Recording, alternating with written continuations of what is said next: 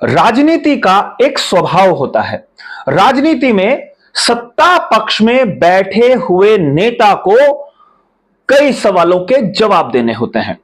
ये जवाब कई बार प्रमुख विपक्षी नेता पूछ रहे होते हैं और कई बार सत्ता पार्टी के ही नेता अपने मुख्यमंत्री से सवाल जवाब कर रहे होते हैं।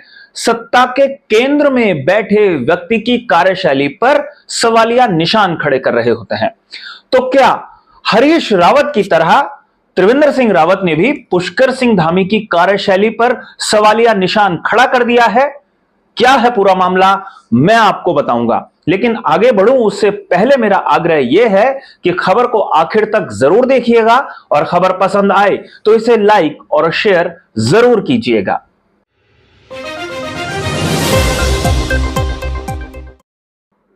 नमस्कार, मैं हूं मनमोहन भट्ट। एक तरफ कार्यवाहक प्रधानमंत्री नरेंद्र मोदी को एनडीए गठबंधन का नेता चुन लिया गया है, एनडीए का नेता चुन लिया गया है, और दूसरी तरफ कांग्रेस में तमाम महारथी एक बार फिर से एकजुट होंगे, मंथन करेंगे। मंथन इस बात पर होगा कि कैसे कई क्षेत्रों में बीजेपी को उन्होंने धूल चटा दी है और कैसे भविष्य में वो बीजेपी के खिलाफ कड़ा संघर्ष कर सकते हैं। उत्तराखंड भी उसमें से एक है कि कैसे बीजेपी के खिलाफ कांग्रेस को तैयार होना है। और दूसरी तरफ उत्तराखंड के अंदर की एक राजनीति चल रही है। चुनाव परिणाम आने के बाद आकलन अलग अलग तरीके से होने लगा है, लेकिन बयान अलग अलग तरीके से आ रहे हैं और बयानों पर प्रतिक्रियाएं भी शुरू हो गई हैं। कई लोग सवाल यह पूछते हैं कि क्या यह बयान सोची समझी रणनीति का हिस्सा है कि सत्ता पक्ष और विपक्ष के दो दो दिग्गज मिल गए हैं और वर्तमान दिग्गज को घेरने की कोशिश कर रहे हैं। मैं बात कर रहा हूं उत्तराखंड के पूर्व मुख्यमंत्री त्रिवेंद्र सिंह रावत की और उत्तराखंड के ही दूसरे पूर्व मुख्यमंत्री हरीश रावत की, जिनके एक बयान ऐसा है जो कॉमन है और उसका तीर सीधा सीधा पुष्कर सिंह धामी की तरफ जाता है। जवाब पुष्कर सिंह धामी को देना होगा, लेकिन पहले आप ये बयान सुनिए त्रिवेंद्र सिंह रावत का, उसके बाद हरीश रावत की बात करेंगे। अवैध खनन के कारण गंगा का जो तट क्षेत्र है, तटीय क्षेत्र है, और वहाँ किसान बड़ी संख्या में उनके खेत हैं, खेती करते हैं, उसको भारी नुकसान पहुँच रहा है। ऐसा मेरे पास किसानों ने यहाँ पर आकर बताया है। कई किसानों ने ये भी बताया साहब कि कुछ लोग जो दबदबे वाले लोग हैं, पहुँच वाले लोग हैं, वो हमारे खेतों में खनन करते हैं, हम शिकायत करते हैं, कोई उसकी सुनवाई नहीं होती है। ये 3-4 दिन मेरे पास लगातार पिछले 3-4 दिन में इस तरह की 5 दिन में इस तरह की बातें आई हैं। तो मैंने कहा चिंता मत करिए, मैं आ रहा हूँ और फिर इसका समाधान ढूंढेंगे, क्योंकि अवैध खनन से जहाँ राज्य को भारी नुकसान हो रहा है राजस्व का, वही हमारे किसानों के साथ भी एक तरह से अगर जैसा किसानों ने बताया है वो मैं जाकर देखूंगा, वहाँ पर समीक्षा करूंगा उसकी। और हमारे किसानों को खेतों का इस तरह से नुकसान पहुंचाया जा रहा है और उनका उसका कोई मूल्य भी नहीं मिल रहा है। तो आपने सुना त्रिवेंद्र सिंह रावत किस अंदाज में कह रहे हैं। वो कह रहे हैं मैं आ रहा हूं, मैं आ गया हूं, और अब जो ये अवैध धंधे चल रहे हैं हरिद्वार में, इसे चलने नहीं दिया जाएगा। यानी वो सीधा सीधा इशारा कर देते हैं कि अवैध धंधे अगर चल रहे हैं तो वो किसके संरक्षण में चल रहे होंगे, ये अपने आप में एक बड़ा सवाल है। अगर ये इशारा उमेश कुमार की तरफ है तो भी ये सवाल पुष्कर सिंह धामी पर ही खड़ा होता है, क्योंकि सरकारी सिस्टम तो पुष्कर सिंह धामी का ही है। और अगर कोई भी व्यक्ति गड़बड़ झाला कर रहा होगा, अवैध धंधा कर रहा होगा, तो सीधा सवाल सरकार से ही पूछा जाता है।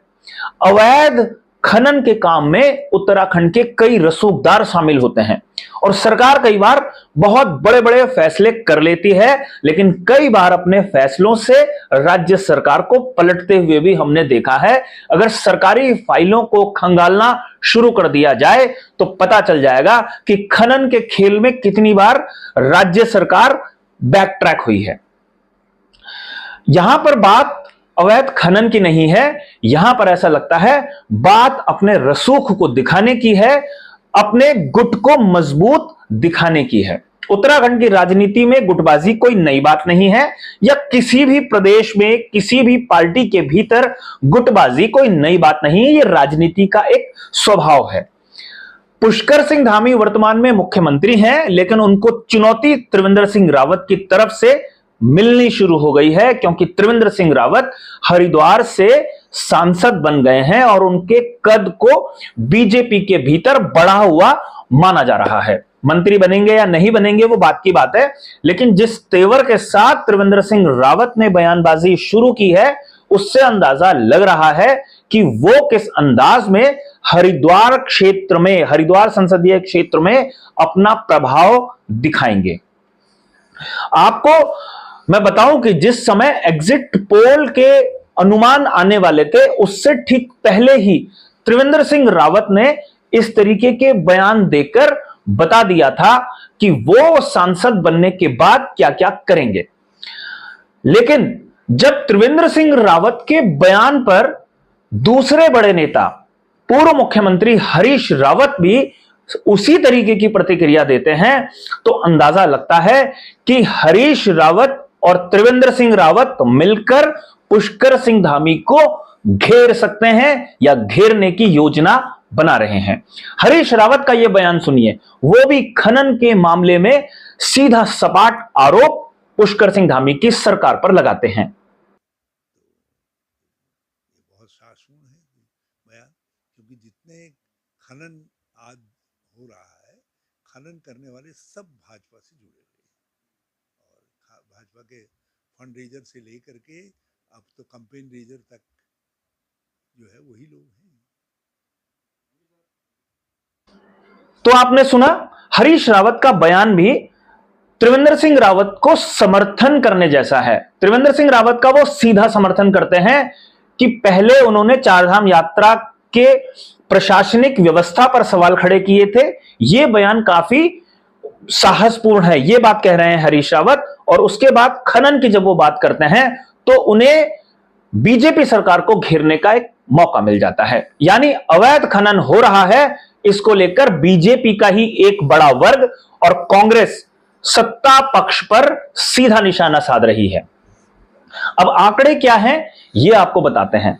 हमने जो खनन विभाग है उससे बात करी, हमें पता चला कि पहले यानी 3 साल पहले खनन विभाग का सालाना राजस्व 350 करोड़ रुपए होता था। यानी राज्य सरकार को खनन विभाग से 350 करोड़ रुपए की आमदनी होती थी।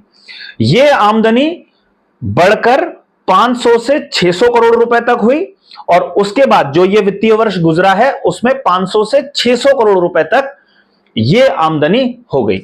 और दावा किया जा रहा है खनन विभाग की तरफ से कि उन्होंने कुछ ऐसा सिस्टम इजाद किया है जिससे इस वर्ष यानी 2024-25 के वित्तीय वर्ष में खनन विभाग की आमदनी 1000 करोड़ रुपए हो जाएगी। अब ये अवैध खनन से हो रही है या वैध खनन से हो रही है, इसको समझना बहुत आसान है। अगर सरकारी खजाने में 1000 करोड़ रुपए आ रहा है तो ये वैध खनन है। अब अवैध खनन कहां हो रहा है इसका पता लगाना बेहद जरूरी है, क्योंकि मुख्यमंत्री पुष्कर सिंह धामी की साख पर दो पूर्व मुख्यमंत्री बट्टा लगाने की कोशिश कर रहे हैं।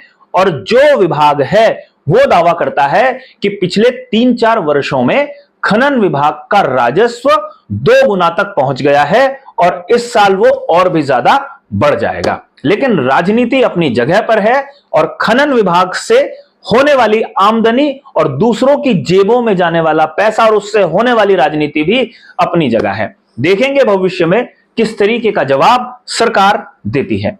अभी के लिए साथियों इतना ही। अगली रिपोर्ट में आपसे फिर मुलाकात होगी, तब तक इजाजत दीजिए। नमस्कार।